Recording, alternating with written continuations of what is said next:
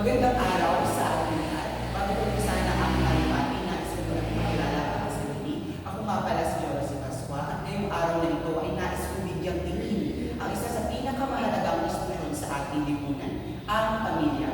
Pag sinabi natin pamilya, ang unang lagi natin naisip ay yung unang mga bulok sa ating mga kabataan. Dahil sila ang unang nagbulat sa atin dito sa mundo kung paano umalang, magmahal at magbalasakit sa iba at kung paano mamuhay ng tama.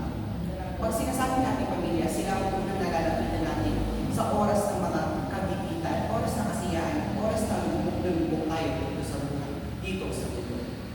Pero sa kabila ng kagandahan ng pagkakaroon ng pamilya, ayon sa pag-aaral ng DOH sa Department of Health, 7 sa 10 batang kabataan ang nakakaranas na ng pag-inom ng mga nakakarasin na inumin tulad ng mga alak at paggamit ng ipinagbabawal na pagdroga.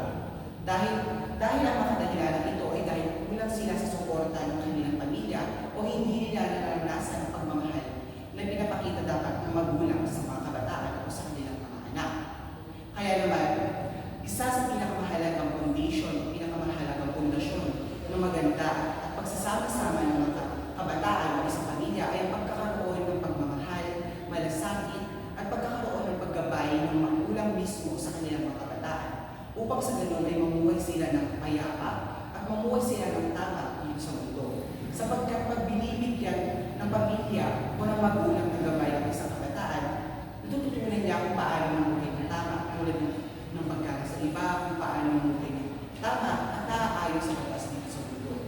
Sapagkat ang pamilya dapat ay nagtutulungan at nagraramayan sa oras ng problema sapagkat sila ang unang malalapitan natin sa oras na meron tayong mga nagawang mali at oras na tayo dapat ay magkaroon ng pagmamahal sa kanila. Kaya naman, bago matapusin ang trabaho ito, naway